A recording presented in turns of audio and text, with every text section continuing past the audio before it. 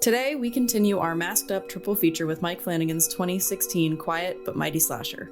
The silence is deafening, the violence is unforgiving, and home invaders are no match for a writer who's not only willing to kill their darlings, but stab them in the throat with a corkscrew, as we sound the alarm in an isolated cabin to meet a killer known only as the Man in Hush.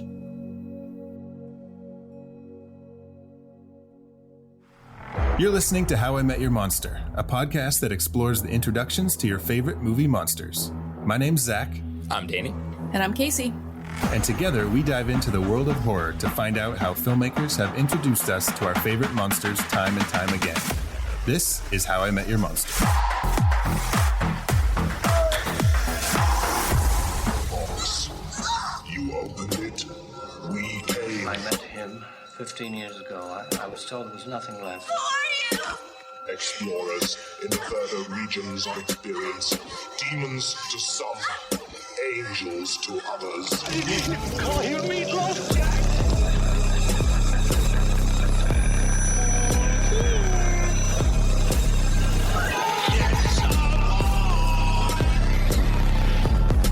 Surprise, Sydney. Come on, don't be chicken shit. Welcome to How I Met Your Monster, the show where we discuss the introductions to your favorite movie monsters. Today is a special day because we are covering our very first Mike Flanagan movie on this show. Yay! We are continuing our masked up triple feature with Hush from 2016. Written and directed by Mike Flanagan, also written by Kate Siegel, his partner in crime. I fucking love that they're a team. Me too. Yeah. It's so cool. Like, it's just, it's awesome. And the fact that, like, they wrote this one together. And Kate is making her directorial debut on the new upcoming VHS sequel. No way. Pretty cool. Yeah. That's cool. I have not seen those. I have not seen those. I've seen them all unless I missed the most recent one. Okay. I don't remember. Okay. They're fun. Yeah. They're all found footage, right? Like all Yes. And there That's is like the whole kind thing. of, yeah, they're kind of like threaded through some kind of through line a little bit and it's very obviously, centered on VHSs in some capacity. Yeah, really fun. The first one's probably my favorite. And then I think it was 94 was my second favorite. Yeah, they're fun. Really fun. Why have they not come out with DVD yet? Because DVDs aren't romantic. VHSs are romantic. What are you talking about? Not romantic. I don't know. You can like Got a whole touch them collection over here. Yeah. Yeah. I don't know. VHS just feels analog. I gave my first girlfriend a DVD copy of Mallrats for. No, I was trying to make That's a so joke. But funny. why did I pick Mallrats? Why did you pick Mallrats? I don't know. I couldn't think of a fucking funny movie, and Mallrats just popped in my head. So. Yeah, you couldn't think of Detroit Rock City, Zach? Oh shit! Actually, my very first DVD that I watched was Detroit Rock City, and No, was it really? Did you give it to your girlfriend? Yeah. No. And that fucking movie holds such a special place in my heart. So DVDs. Fuck yeah. Right. Yeah, you know what else? What? My friend Jess, the very first rated R movie she watched was Detroit Rock City, and I snuck the DVD into her house. Ooh. So I wish I had a Detroit Rock City DVD story. yeah, well, you should probably watch the movie first. Danny, you don't even have a Detroit Rock City story. You got to get on that, man. You need to change. My that. Detroit Rock City story is that I've never seen it. Yeah. Sad. Yeah. Anyways, I really want to talk about Hush. Casey, I know this is your movie. Yeah. This is what you picked for our masked up triple feature. And we had tried to pick this before when we were doing our Writer's Shock triple feature. Yes. But at that time, it was not available to stream. It was not available on physical media, DVDs, or Blu-rays. Not VHS. And it was just nowhere to be found. And it was kind of one of those like lost in the shadows. Lost boys.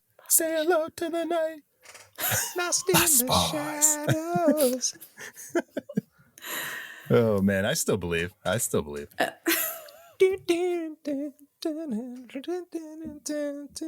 I thought when I was a kid, I was like, there's a chance I could have that guy's body when I'm his age.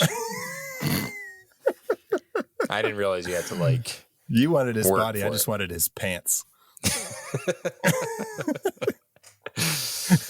didn't realize you had to work for that body. You just like got it. I was like, well, we'll see. And then you just call up Puff Daddy for the baby oil. Oh my God. It's P. Diddy. It's so dark. Oh, it's P. Diddy. Sorry. Listen, Sean. What's like in Scary Movie when she was like, I was at my friend Sean's pool party. She's like, Sean, oh, you know, Puff Daddy. Stupid. Oh, I love it. But that is Scary Movie. It's not Hush, which is the movie we're talking about. So if you're going to talk about Scary Movie, Hush, we're talking about Hush. Yes, Hush. Casey, why did you pick this movie? So after I watched Midnight Mass, my friend had recommended Hush to me. And I watched Midnight Mass like very shortly after it came out. And I was obsessed with it. And my friend Carly said, have you ever seen Hush? It's also a Mike Flanagan movie. There's a little Midnight Mass Easter egg in there. And yeah, I would say a pretty big Midnight Mass Easter egg. Yeah. So is the idea so for anyone who has not seen this movie, it is suggested, or it is stated, I guess, that the main character played by Kate Siegel, Maddie, is the author of a novel called Midnight Mass. Midnight Mass, obviously, as Casey mentioned, is one of the limited series from Flanagan. So is that too? So, okay, another thing. I'm kind of going off on a... Kate Siegel also plays Erin in Midnight Mass. Yeah. Thank you. Yeah. Mike Flanagan has adapted quite a bit of Stephen King's works and is a, self-professed Stephen King fanatic. In the Stephen King universe, he has the kind of like multiple worlds, different realities. Do we suspect that maybe Mike Flanagan is kind of playing in that same sort of sandbox where he has maybe two different universes, the story universe, which is where stories like Midnight Mass exist, and his quote unquote real universe where movies like Hush exist? What do you think? Your thoughts? I'm confused. So damn it. Okay. I don't understand what you're I don't know what you mean. So it's like, wouldn't it just be like one universe of like Mike Flanagan movies? What are you talking about? But it's like the story of Hush would exist outside of one of the universes because it's the real universe where there's an author who wrote a book called Midnight Mass. And then Midnight Mass exists in that story universe. Oh, okay. Does that make sense? Sounds good to me. It's like an Inception thing. Kind of, yeah. It's like levels. Yes. Okay. All right. So no what one else? seems interested in this. Let's move on. Well, no, Danny. I just don't have that big of a brain. So what else would exist in the Midnight Mass universe? Maybe anything with the supernatural, because there's nothing paranormal about Hush. It's very much grounded. So maybe, and guys, I am literally positing things out of thin air. This is based off nothing. Oh, no, I get it. But like maybe, just... maybe anything that kind of dips its toe into the supernatural exists in his story world, and anything that doesn't exist in his real world. Okay. I'm trying to now think of what Mike Flanagan stories exist that aren't in the supernatural outside of Hush. What about Oculus? Very much supernatural. Okay. Gerald's Game. Oh yeah. Okay. But Gerald's Game isn't Gerald's Game a Stephen King book? That's a Stephen King book. Oh yeah. See, that's a whole that's a whole other thing. What so like these like Haunting of Hill House, Haunting of Bly Manor, those ones would all be in the Midnight Mass world? Well, then even those are adapted from House of Usher, other novels. Yeah. Yeah. So maybe Hush is the only one. Maybe they're all adapted from novels, including Midnight Mass. Maybe he made it that way on purpose. Yeah, maybe Maddie is the author of all of Flanagan's horror. He had to have had a lot of forethought, though. Yeah. Yeah. She does have some Stephen King books on her bookshelf. I saw Mr. Mercedes. I don't know. I couldn't make out the others if there were others. Okay.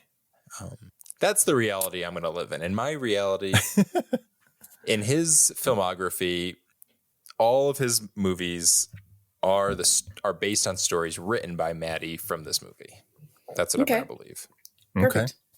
Speaking of his filmography, since we're on this, like I thought in my head somewhere that Hush was like his first fucking movie. Oh, like I didn't realize that Oculus came out before this. I didn't even like. I just know of Oculus. I didn't know that was a Mike Flanagan movie. I didn't know. But his first feature he made in the year 2000.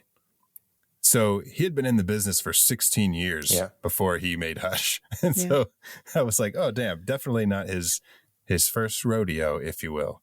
I don't even know if Mike Flanagan knows how to ride a bull.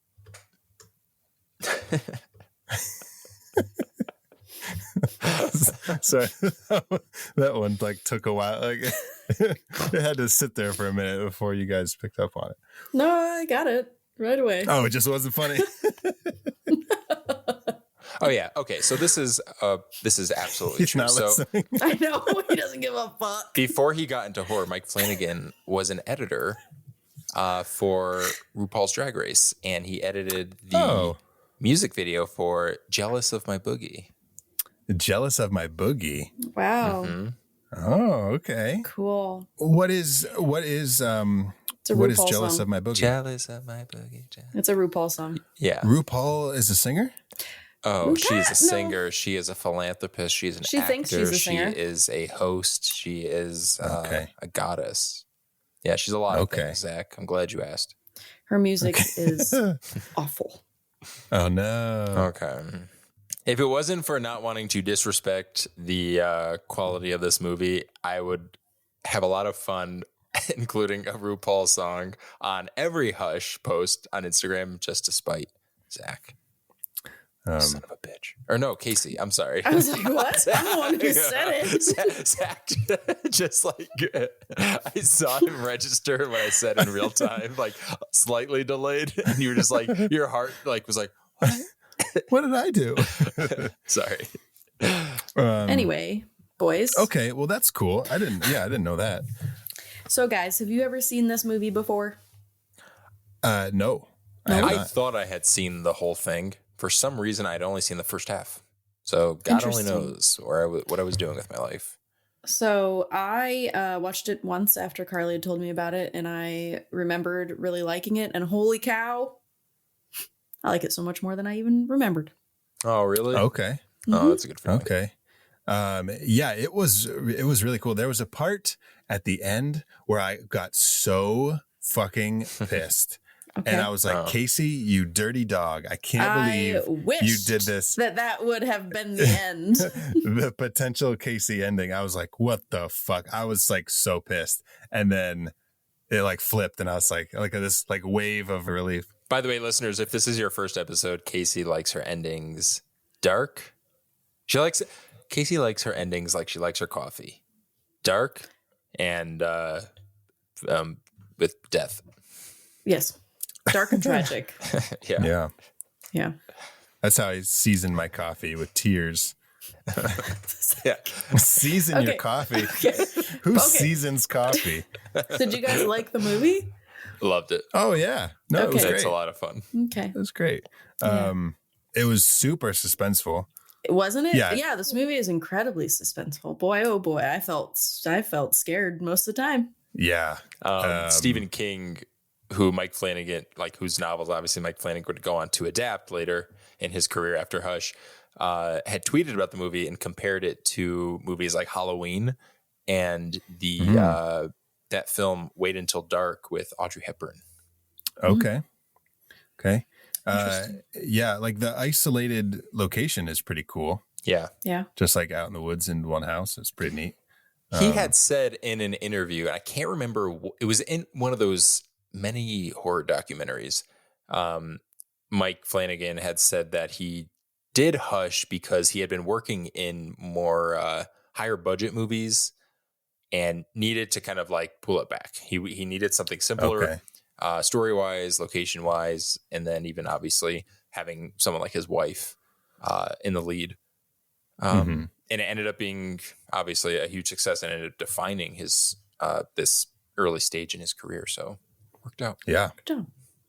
Okay, well, let's go to this like non-disclosed location in the woods and meet the man.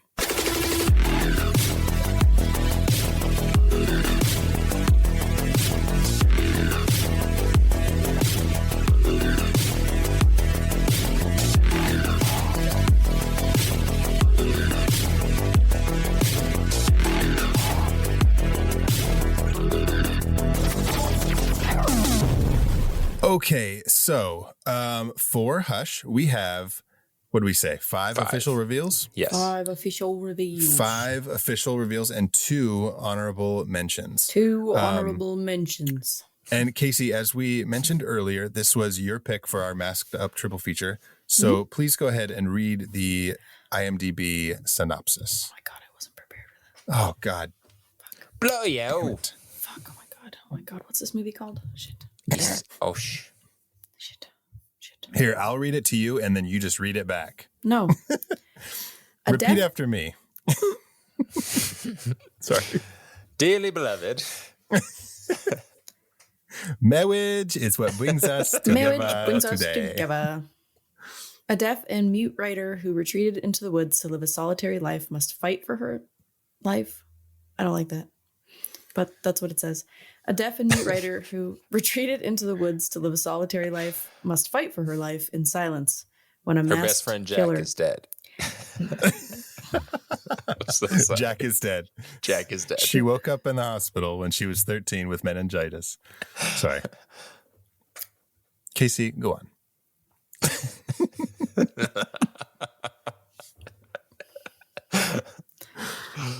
I don't do this to you guys. It seems like every time I'm reading one of these, y'all interrupt the fuck out of me. Roll it back. I'm just kidding. Well, hush. All right, Zach, hush. Yeah. Hush. Shut the fuck. This movie should have been called Shut the Fuck Up. Hush the fuck up. A deaf and mute writer who retreated into the woods to live a solitary life must fight for her life in silence when a masked killer appears at her window. Okay. Pretty good. Pretty good. Yeah, pretty good. Pretty good. Yeah, this movie was so good and like it just gets going. Like, yeah, there's not much time to lollygag. I mean, it's an hour and 20 minutes. She fucks up dinner and then. Yeah, there's more fat on that meat in the stove than there is on this movie. Yeah. Yeah. I was wondering, like, can she read?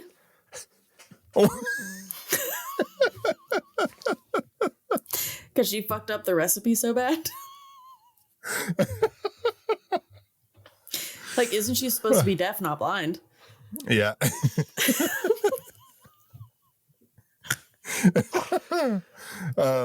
No, you know why she burned the fucking food is because of her stupid neighbor, Sarah.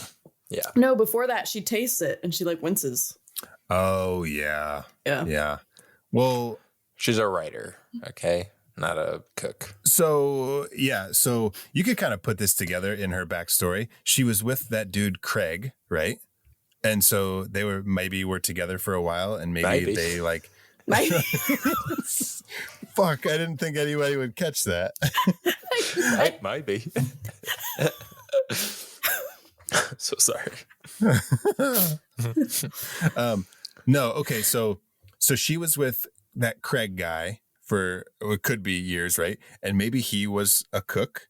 I mean, like a cook, but maybe he did the cooking. And now she's like living on her own, and she hasn't like learned to cook, and so she's like trying. You know, there's a learning curve when you're cooking. You can still read. Maybe. Fuck you. But I still do blame Sarah quite a bit because For the burning? Yeah. She had her stuck outside. Although Maddie could have said, hey, come inside. I'm cooking. Or like, hold on a second. I have food cooking. Yeah. They're even talking about it, so it's not like she completely forgot. In all fairness, She was though, making. Sarah was like about to talk about how much she liked her book. So she's like, oh yeah, priorities. Yeah. Okay, so we have 5 official reveals for Hush. And our first one comes pretty quickly, right towards the beginning of the movie. Maddie is throwing away her dinner, which she just completely destroyed. And meanwhile, Sarah is being completely destroyed right outside her window. Killer's throwing away her life. Do you think worse? She's destroyed worse than the dinner, or do you think that Maddie fucked up the dinner so bad? Oh, I don't know. She fucked that dinner up pretty good. Like it was, it was bad. So you're saying if you had the option to either be the dinner that's being thrown out or Sarah as she's being stabbed to death and ignored, Sarah. Inadvertently, mind you, ignored by her best friend, you'd rather be Sarah. Yeah. Yeah. I think so. Waste of food. Because at least he lived a good Maddie life, wasted so much food. Yeah, Maddie's terrible roast didn't really stand a chance. Sarah didn't get burned. Sarah didn't get burned alive. Yeah. What if she did? What if, like, as we just didn't hear, like, as Sarah's being stabbed, he's like, he's like, cooking her like a steak. He's just insulting her in like little mean ways. She's getting roasted. Yeah.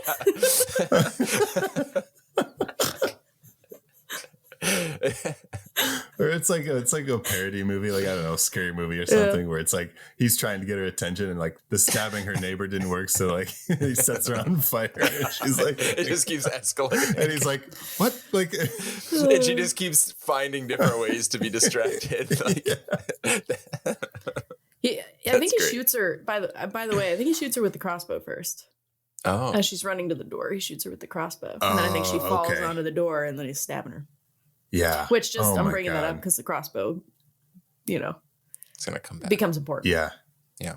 Yeah. That crossbow is, I guess, really hard to use. I've never used the crossbow before. They are. But, yeah. They're really hard to. So have you ever used a bow in general? Mm-hmm.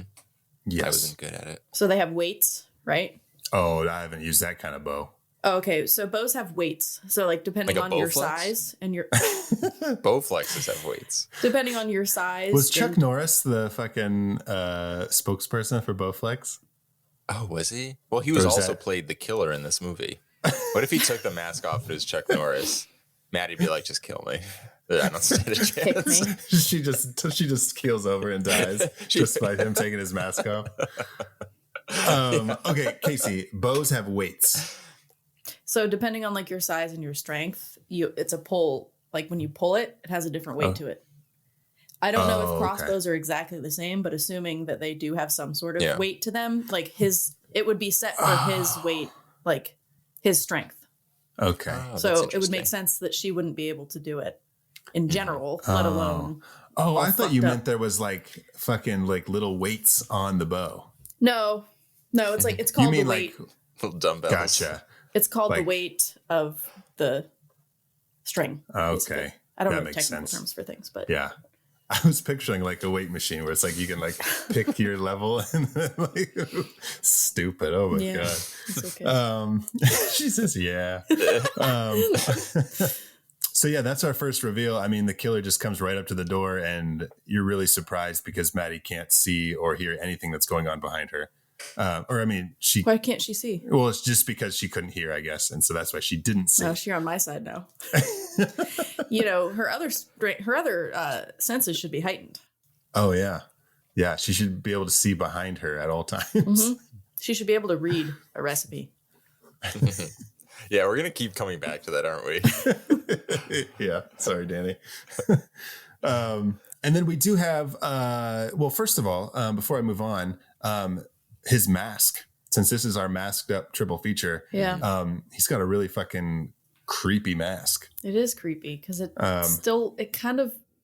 looks like dead flesh almost.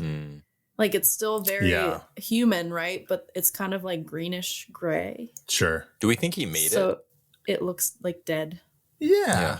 I think he's the kind of guy that would make a mask. I think he made it too. Yeah. Yeah. Yeah. Now, Casey, can you give us a quick 101 on how someone might make something like that? So for him, I'm not 100% sure. Well, his looks like flexible. Oh, okay. Right. So like, Yeah. It looks like it would have been made out of latex, I'm assuming. Gotcha.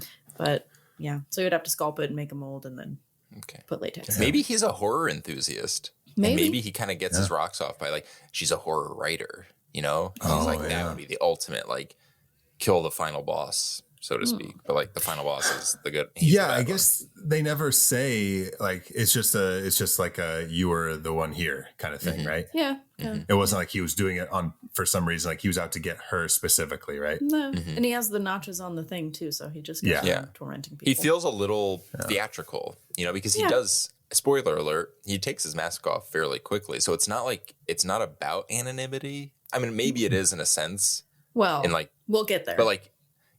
But also it's like it feels like he enjoys the rush of this. Oh yeah, you know, the build up and the suspense. Sure. So it gives you a little like inkling of like who he is and like why he does what he does without spelling it out. Yeah. Well, like Casey said, we'll get there, so I won't talk too much about it. But like, I don't think he was planning to take off his mask. Oh yeah. Oh shit! I just don't want to talk about it yet because that's a whole part. Yeah. Yep. Moving on. All right. We got an honorable mention. Yeah, we do have an honorable mention right after this is Maddie is on the phone with her sister and it's like a FaceTime because they're doing sign language and her sister notices something move behind her and she's like, who's over there? Like, I just saw something move. And Maddie was like, oh, it's probably just the cat. Bitch, because she got out. Just my roast. It's like just bubbling and overflowing.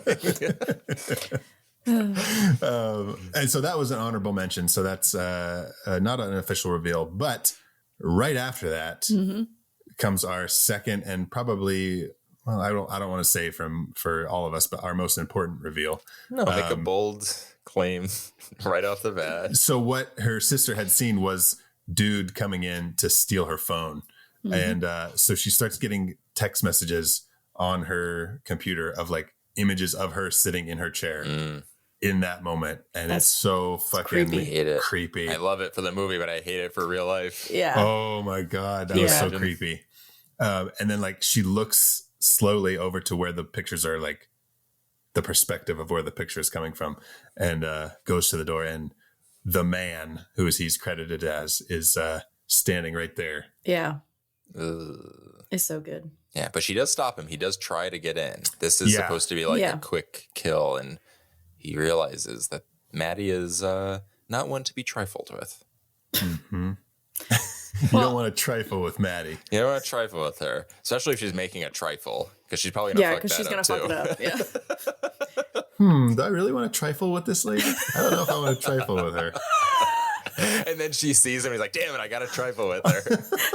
It's too late. What a stupid word. I know. You're trifling, good for nothing type of brother. That's what I think of. Old Destiny's Child song. Anyway.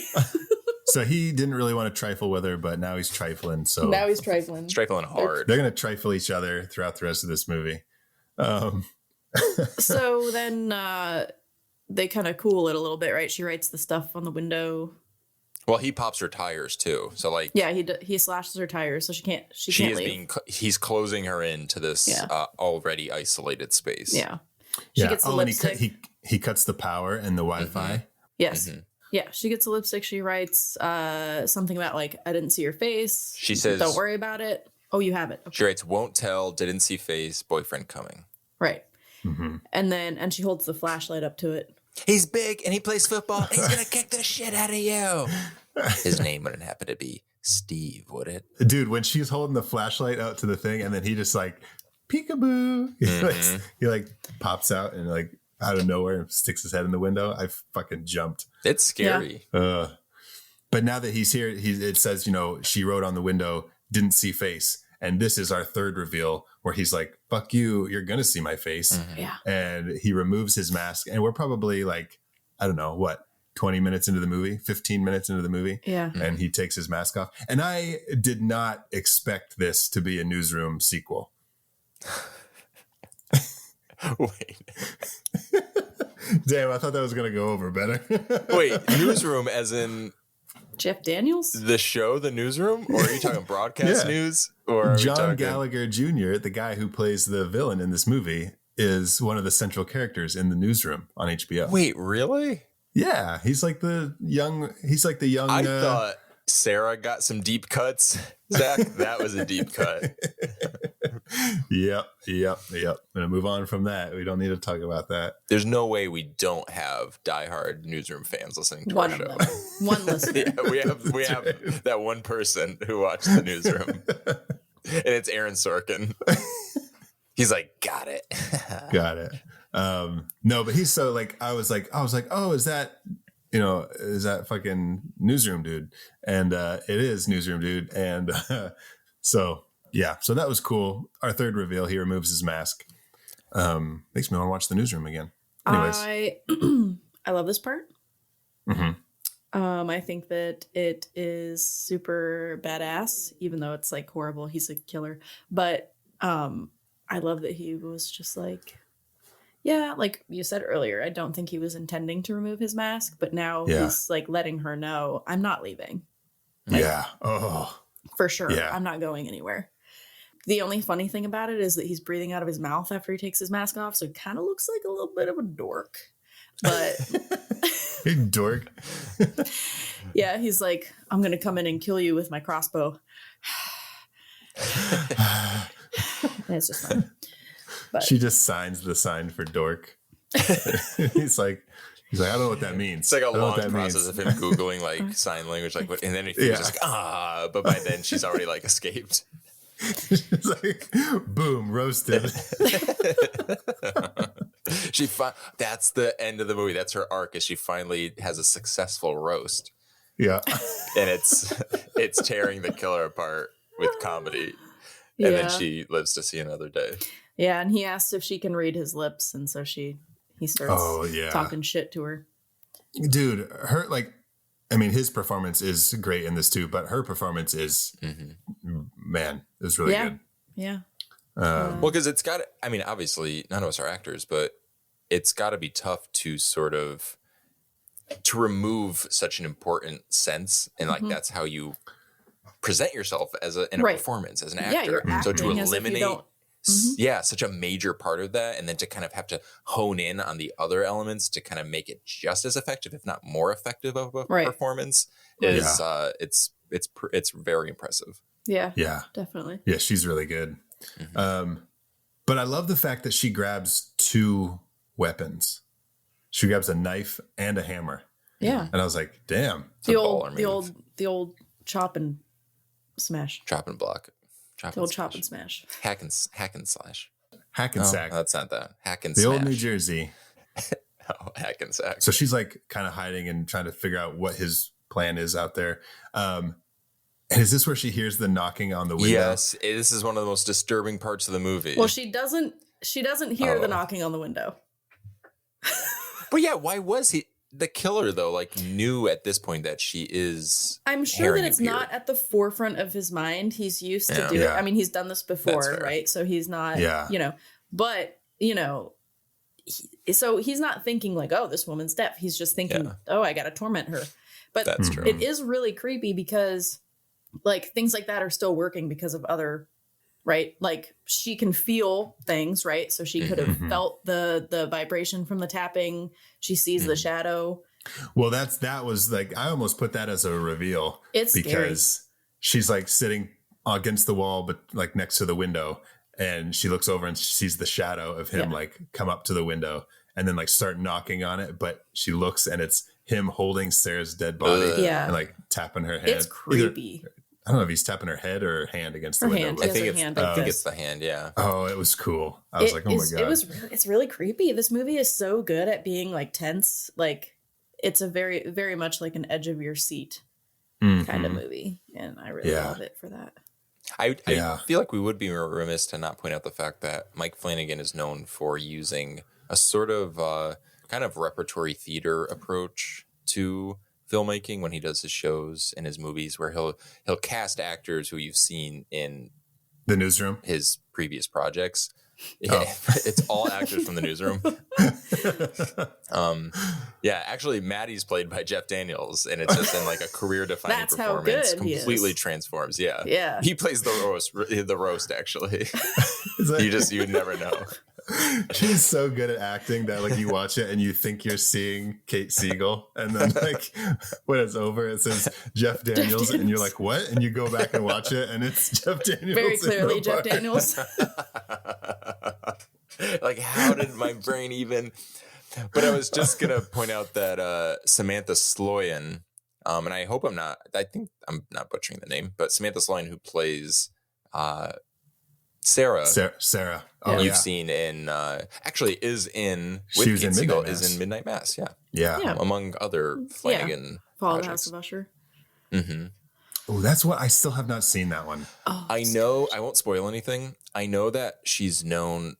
I feel like she's a huge standout in Midnight Mass. I mean, they're all these actors she are is. incredible in every one of the projects. But I think my favorite of her performances is actually as Tamerlane Usher in Fall of the House of Usher. Okay. Mine's Midnight Mass, especially rewatching it. Yeah. She is fucking awful. She's It's crazy. Yeah. And I know that I kind of talked about it. Sorry, not to stray too much. Talked about it a little No. bit. I texted you guys a little bit on Monday, but like Midnight Mass, dude. It's so good. Dude. Like, I'm not gonna say this to shit on other movies, but I just recently watched the new Salem's Lot adaptation, and this is not a critique podcast. I'm gonna hold my thoughts. What I will say is, you take a book like Salem's Lot, which is all about a town. It's not. I mean, it's about the vampires, but it's about a town being destroyed essentially from within, from like an outsider. And you obviously, it's tough to sort of portray that and really get the whole atmosphere of what the book is going for in a 2-hour movie.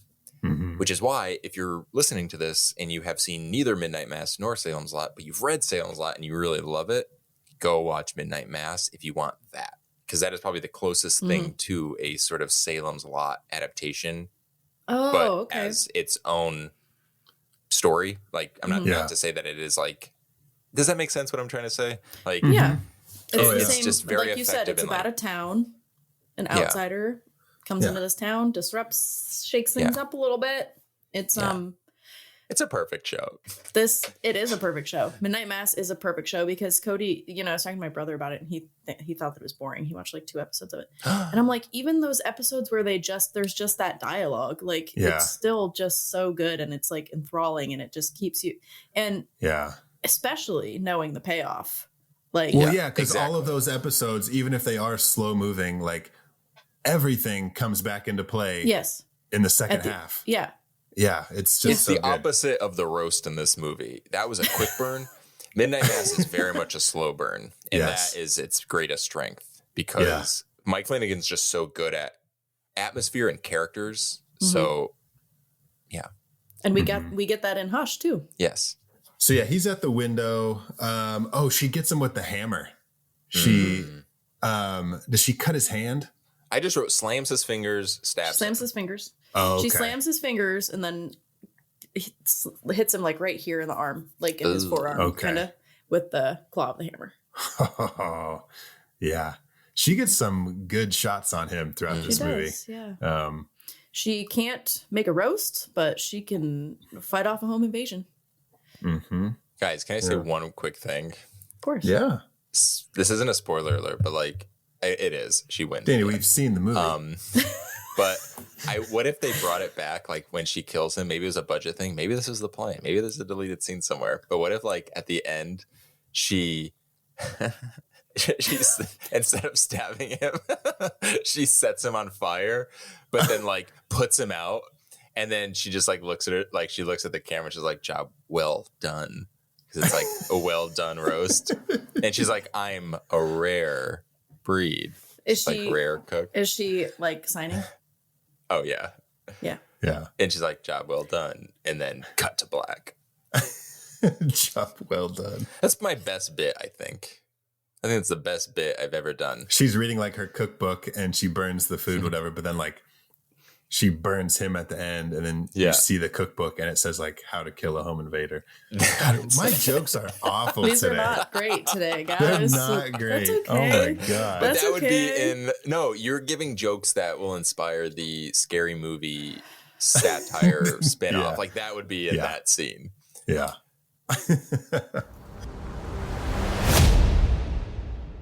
Yeah, so she's outside. Why does she go back in? Like, just because she realizes she can't go she can't do anything. Gotcha. Okay. Because then she goes up on the roof. Yeah. Yeah. She goes outside under the crawl space and she's thinking for a minute. And she's like, oh, yeah. No, there's no way to get out of here. So. Is that what the voice inside her head sounds like? She says it sounds like it sounds like her mom. Is that what her mom sounds like? This is the mother. Maddie, what are you doing? Maddie, get out of here. Maddie, you're not going to be able to make it. Here? Maddie, there's no escape. Maddie, give up. Go back inside and go out. Go out through the upstairs window. and go out on the roof, Maddie. Climb down. Don't give up, sweetie. You can do it. You can do it. I don't know where that voice came from either. Just I think it's absolutely perfect. That's great. Another reason that I love this is because like it's not too. It's very even keeled as far as like, she's smart, but she's not like. She's still vulnerable. Right. She's smart, but she's not making she's not doing everything perfectly. Yeah. Like she's still making mistakes. It's very real. Yeah. Yeah. Yeah, exactly. Like, because when you're in that situation, you're not going to be able to fucking think straight, probably. Mm-hmm. So, no matter how smart you are, you're still going to make mistakes. Most people would not be able to just find themselves in this situation and do everything the way that it should be done or the best way. You know what I mean? But it's cool though, because she does have like, she's stuck in the house and he's like, just like walking the perimeter of the house. Like she does have time to think like different plans. But then when she's in those moments, then she doesn't have time to think. But that is, I think that's another thing that's cool is that she's like, okay, it's not just like he's in the house and she's like, where is he? Right. Mm-hmm. Do you know what I mean? Like, and they use, but they use that as him taunting her, right? But it's actually an advantage to her because it's giving her time to plan things. Right. Yeah. And I was going to say they tie that back later because of the fact that she is a writer and she talks about how she struggles with her endings. There's like always multiple endings. But like you said, she hasn't quite reached a point yet in the story where she is like stopping to breathe. And being a little bit more conscientious of how she's dealing with it. It's like she, like you said, like he's giving her time through the taunting. Well, how can you, use that to your advantage? And she uses what skills she does have, which in this case is crafting story to like actually help her. But I like you said, like to your point, she is vulnerable. It's not like she just figures that out. It's not until the climax where like shit has gotten so real. It's a literally life or death. Yeah. And she uses, she does whatever she can. Yeah. Yeah. So now she has the crossbow. She has the crossbow. Yeah. And this is where she can't load it because she can't pull it back. She's not strong enough to pull back because it's weighted. That's the thing that I know that I didn't just learn today. I knew that all along. It's weighted. And so she can't pull it back. Yeah. She's also injured. Yeah. Her hand's all messed up. And, but then, okay, so this brings us to our fourth reveal. John, who is the neighbor Sarah, who we lost at the beginning, rest in peace. John is her husband or boyfriend or something. And he comes over looking for Sarah. And this is where John meets the killer on the porch, right? But the killer pretends to be a police officer. And John is just like, okay, which I guess you can't blame, like in that situation, you'd probably do the same thing. Yeah, but he still is weary. Yeah. He's but not he doesn't know he's the killer yet. Right. But he's not 100% in that this guy's a police officer. He's like, right. He's kind of questioning like, well, why'd you do this? And why'd you do that then if you're a cop? because the killer had previously stolen Sarah's earring for some reason, he ends up dropping it on the porch, and John sees it and he's like, oh, that's Sarah's earring, you motherfucker. Why does he take the earring? Do you think he maybe collects like little tokens? It's probably like a little trophy because like Casey had mentioned earlier, like the marks on his crossbow. Yeah. He probably just. So he's like, it's like taking, if he hunted deer, he would take the antlers. Mm-hmm. But he's hunting. Yeah. That's exactly what it is.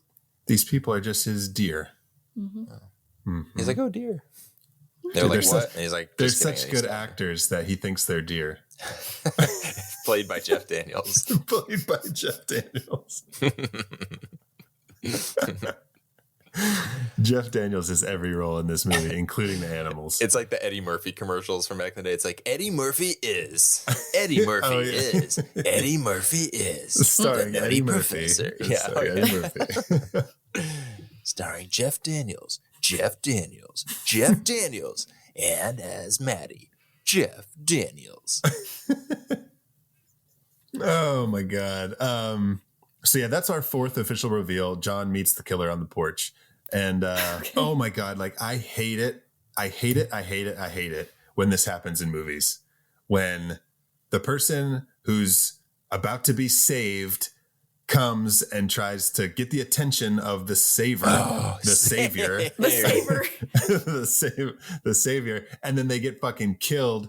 Oh my God, I hate it so much. I love it. Surprise.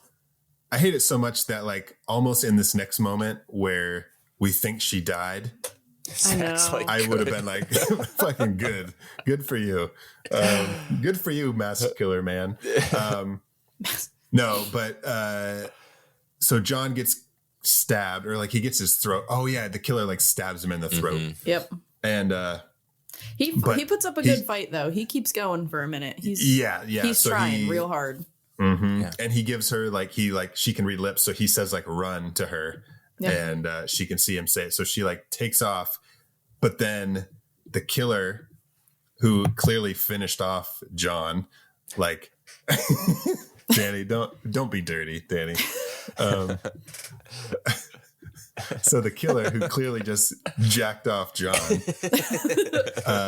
comes and tackles Maddie and just smashes her head in with a rock. Mm-hmm. And I was so mad. Yeah. You texted me very upset. I was like, what the fuck?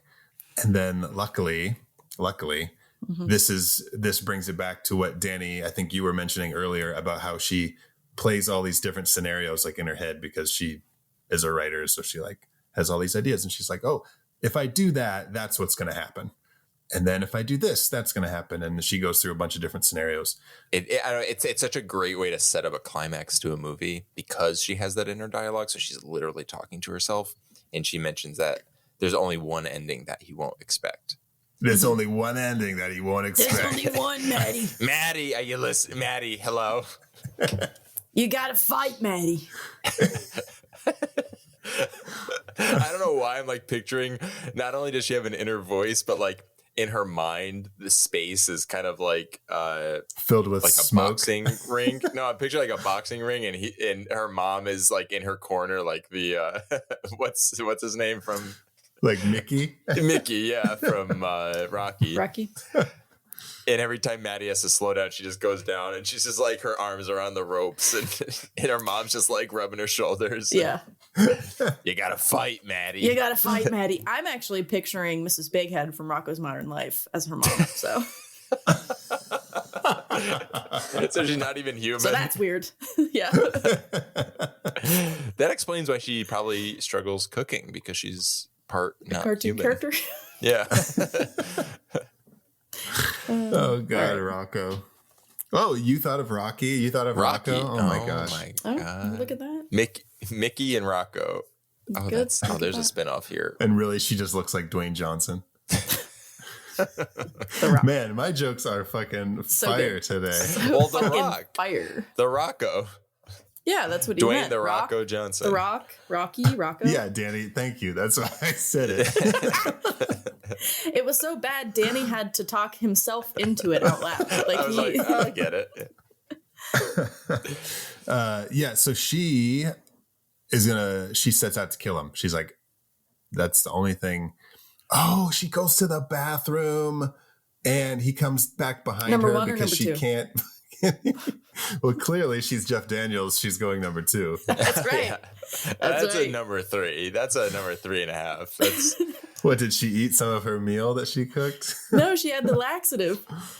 Yeah. Oh, because she ate the meal, she had to take the laxative. She's like, I need to get this out of my system. Then she gets a home invasion. She's like, fuck, I just took a laxative. That is a great movie. That is a great movie. How do you find the time to shit during a home invasion? It's a race against your ass, basically. Yeah, it's a race against a lot of things. She shits herself and the killer's just like, oh God, no, fuck. This is disgusting. Oh, but maybe that's the ending where the killer slips on it. Ew. And she gets the upper hand, and she's like, "Wow, it looks like you've stumbled into a shitty situation," and then kills him with. But it has to be like a plunger, right? Like yes, like beef. Yeah, like beef. Yeah, exactly. By the way, that is a reference to our previous episode in our masked up triple feature, Phantom of the Paradise. Check it out. All right, so yeah, she goes into the bathroom, not to do number 1 or 2 or 3.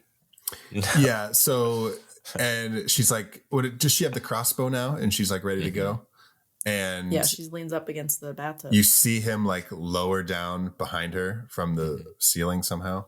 Oh my God. I was about to be so pissed. I was like, are you fucking kidding me? But then I was so pissed because she feels him breathing on the back of her neck, turns around, stabs him, and then just runs away. Yeah. She just fucking runs away. I mean, yes and no. It's a rookie move, but it's not. She didn't necessarily think that she killed him, but she was like, well, I stalled him for a little bit. I might as well try to get a little further. Well, yeah, why wouldn't she just kill him, though? Because he still could have overpowered her. Well, here's the thing. She's a horror novelist. She's not a horror movie fan. Yeah. Horror movie fans would know better, true. But she writes books, so the only way I could justify it, being like, why didn't she do this? Because her hand was all fucked up. Well, yeah, there's so that, but that's what I mean. He could have still overpowered her. That's the point of the crossbow, because you can have distance between yourself and somebody else. Yeah. With the crossbow, she could have made sure, you know what I mean? But she stabbed him and didn't incapacitate him. He still could have done something to her. Yeah. So I don't necessarily think that was a bad move on her. Yeah, and I guess to her, that's fair. In all fairness, she was caught so off guard because she thought she was in a space of right, exactly, a protected space. Yeah, yeah. Speaking of her, not having time to think, she feels that breath on the back of her neck, and she's just like, "Oh my God!" Oh, that was a cool fucking scene, though. Mm-hmm. And so they continue to fight now in the living room, right? They're struggling, and he's choking her out, and she's about to die. She hears her fish mom in her head, and isn't Mrs. Big Head a fish? Not today. Okay, Mom. Not today, Maddie. Not today. Don't do it. And I was so happy that the corkscrew came back into play, because earlier in the movie, there's some foreshadowing with her leaving it on the thing, on the table, but it's not a central part of the shot. It's just there. And I was like, ooh, that corkscrew is going to come back. And then it did. And I was so excited. And then it did. Oh, then it did. And then it really did. And came back and she stabbed him in the neck. She stabbed him in the neck. Right through. She stabbed him through Guys, the neck. I hate to keep stopping us. Daniel. I feel like I am in another world today, so I apologize. I am blaming myself, so you can't be mad at me. We missed our... We skipped it, right? We skipped it. I can't be mad at you. We skipped our 5th and final reveal. Okay. If it helps, it comes right after she does the whole thing, only one ending you won't expect. Okay. Oh, we're that far back, though. Yeah. It's when bitch meets the man. Yeah. Oh, that's right. Bitch wait, is it a cat or a dog? It's a cat. It's a cat dog. A lot of animated movie or show One fine day with a wolf and a purr, a baby was born in a custle stir. No blue was no 3-eyed frog, was a feline canine little cat dog. Cat dog. Cat dog. Damn. All alone in the world is a little cat dog. Nice. I love that show. Maddie, that was wonderful. But not the time. Anyway. Listeners, this is a gift. Okay, so this is where bitch the cat dog meets the man. That's what stops him in his tracks. He's like, she's got a fucking cat dog. Wait, what the fuck? She got a And then cat she dog? comes in from behind and plunges. Yeah. Does he kill her? Does he kill a cat? No. The bitch survives, and that's it. That's it. That's it. That's it. We're going a little. We Tarantino that ending a little We bit. Tarantino the ending, but yeah. Okay. So guys, that's it. That is Hush from 2016, written by Mike Flanagan and Kate Siegel, directed by Mike Flanagan. So good. So good. I'm glad that you guys liked it. Yes, thank you, really Casey, enjoyable. for this recommendation. This was awesome. And really good too. I know you chose the masked up triple feature as sort of like an entry point into Halloween without being like a Halloween movie. But this is the perfect type of movie, in my opinion, to watch. You know, like if you're throwing on a horror movie in the background, maybe you got some friends over. This is the type of movie you throw on because it's limited dialogue, lots of action, very atmospheric visuals. It's quick, it's tight. Yeah. Yeah. You know, speaking of movies Watching to put on in movies the with a group of background, friends. yeah, we've got one coming up on. It'll be a live watch along on October 17th. There will be a full moon, and there will be full of excitement because we'll be watching Chopping Mall. That's right. Yeah. So if you want to join us, find us on Instagram, TikTok, Facebook, and you'll find the link for our watch along. Well, now it is time to choose our favorite monster reveals in Hush.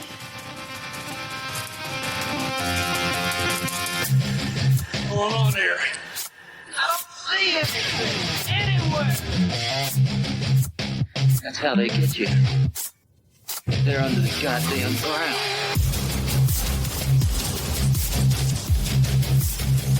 So, speed round recap. Here we go. Number 1, the killer gets Sarah outside the kitchen door. Number 2, Maddie gets the photos on her computer and she sees the man at the door. Number 3, the man removes his mask. Number 4, John meets the killer on the porch when he drops Sarah's earring. And number 5, Bitch the cat dog meets the man. What is your favorite reveal in Hush? Casey, why don't you go first since this was your pick?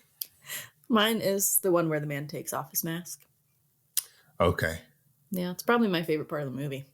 Yeah. Because he just, he's letting her know. Shit just got real. Yep. Danny? My favorite is actually the first reveal with Sarah when he kills her. Okay. I thought it was just really scary. It happened so suddenly. I really didn't I don't know. When you think of a movie that has an isolated setting, it's essentially a single setting movie. So those are hard, to tell a story in that because you're so limited. So you would be forgiven to set your story up as a very, very much like a slow burn, Sure. just kind of constantly just building that dread, which the movie does, but it does it in a way that it's also the cat and mouse elements they kickstart really quickly. So that really caught me off guard in a really pleasantly surprising way. So just the way she's killed, the way her friend is not there, the way we're introduced to him, the way it's so sudden. It's like the end of what might have been like a little Scream slasher-esque chase sequence, but we're just seeing the kind of the climax of it. Right. Yeah. Really. Oh, and dude, like to be Sarah trying to get Maddie's attention, knowing that she's deaf and just like, oh my God. Oh, yeah. Horrible. Yeah, that's rough. Ooh, that kind of makes me think. Pitch. That was a good pitch. I really love when we first see him when he sends her the pictures, just because it's so creepy. But I think ultimately I'm going to go with Bitch the cat dog meets the man. No, That's I'm kidding. a great pitch. I'm kidding. No, It I'm going to sets go up with the sequel. It expands the universe. I'm going to go with when the man removes his mask, just because I wasn't expecting him to take it off so soon. And just like the fact that she was like, I didn't see you. And he was like, well, you're going to see me because yeah, that just gave me the creeps. It's not like she witnessed an accidental murder. He's just like a killing train. He's just there to, plow through and kill whatever he can. Yeah. A kill train? Is that what I called it? A kill train? A kill train. Like I said it as though like that's like, like a kill train. Oh yeah. In my head I was like, interesting. He didn't say killing machine. It's a train. Next stop on the kill train. He went with a specific type of machinery. Interesting. Oh God. Okay, well, now it is time for a segment that we like to call The Real Monster. Run, run, run as fast as you can. You can't catch me. I'm the gingerbread man. You're a monster. I'm not the monster here. You are. You and the rest of that fairy tale trash poisoning my perfect world. Now tell me, where are the others? Eat me. All right, Danny, why don't you start us off? For my real monsters, I've got home chefs that don't play to their strengths. If you don't feel confident in it, or they don't have any strength, take it slow. Yeah. Take out.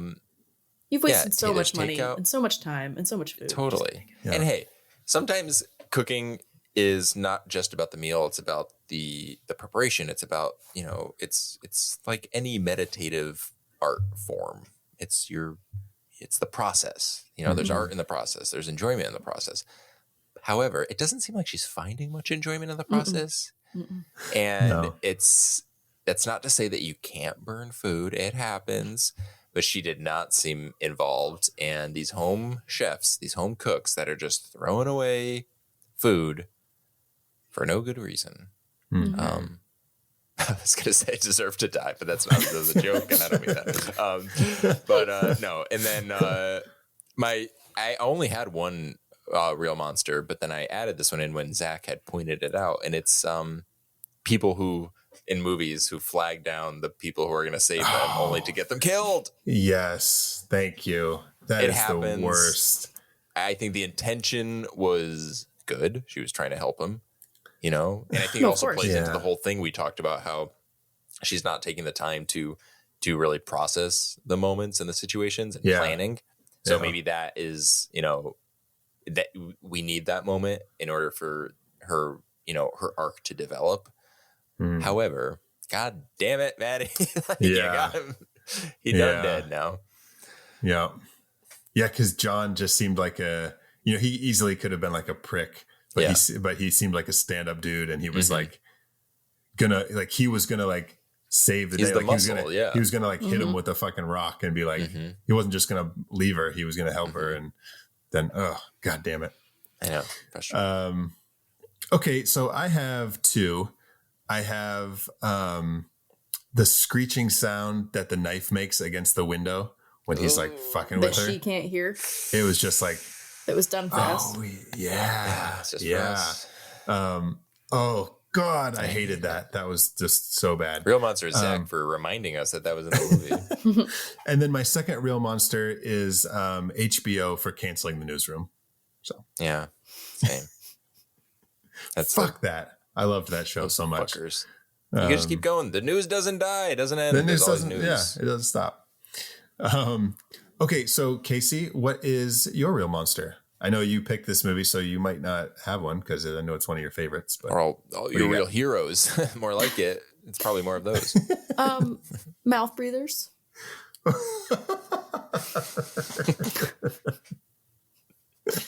That's all. Yeah. Okay. But he takes off his mask and he's like, Yep. Dr.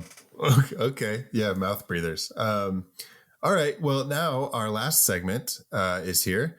Would you survive a home invasion from the man in Hush?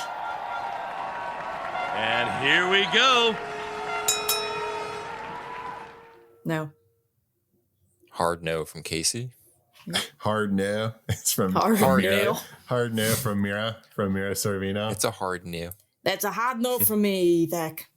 Is this Maddie's mom? Yeah. Well, The reason is just because I would like to say that I'd be like, oh yeah, I could do this and I would do that, but I feel like I am really good under pressure, but I'm still not going to give myself enough credit. I'd probably just be like, get it over with. Yeah. I mean, I don't think I would survive either. Dude was smart. Mm-hmm. Mm-hmm. You know what I mean? Like he wasn't like just a dumb. He knew what he was doing. Mm-hmm. Danny, what about you? No, for a couple of reasons. Before I got killed, I would have fucking killed it with that roast. So I'd probably be chowing down on a delicious meal. Yeah. I'd also be reading midnight mass, so I'd be way too distracted. Yeah. And I would just be like, there'd be like people like coming at me, and even if I noticed it, there'd be that moment where I'm like, oh, at the end of the chapter, we just have to. You'd be reading the book that you wrote. Yeah. I fucking love this book. I'm good. What happens next? So she sees Sarah like getting killed at the window, and she's like, "Do I keep reading?" One sec. This is actually maybe an idea for a sequel. That's a good This is scene. my favorite part. Would it be? Is that plagiarism? Google plagiarism. Is it plagiarism if I see someone murdered and then write it and I don't credit? What do I use, Zach? Oh, I would not survive. He already said he wouldn't. Yeah, because dude's too smart. He's too smart. Oh, that's right. God, I'm like not remembering things today. What is wrong with me? Okay, guys, that's it. That's Hush. That is our second feature in our Masked Up triple feature. Danny, what are we doing next? In a Violent Nature. Ooh. Very excited. Okay, In a Violent Nature. I am super excited to watch that again. I saw it in the theater and it was really, really good. I know it's a very divisive movie, but I thought it was, or as some people say, divisive. It's a very divisive. It's a very divisive movie. It's very divisive. So yeah, check out In a Violent Nature, coming out soon in a couple weeks. If you guys have seen Hush and you want to talk more about it, find us on social media. We are on Instagram, Facebook, Twitter. X. TikTok. Jesus. TikTok. Who wants to talk about their ex? Am I right? Yeah, right. Or send us an email at howimetyourmonsterpodcast@gmail.com. Or even better, if you want to sign up for our monthly newsletter, our Monster Monthly newsletter, you can send us your email either on socials or visit howimetyourmonster.com and find the sign up link. It's on there somewhere. And you can sign up for our Monster Monthly, where we have behind the scenes stuff, upcoming episodes. It's like behind the screens. We've got even listener spotlight. You can fill out a little thing and be featured in our newsletter.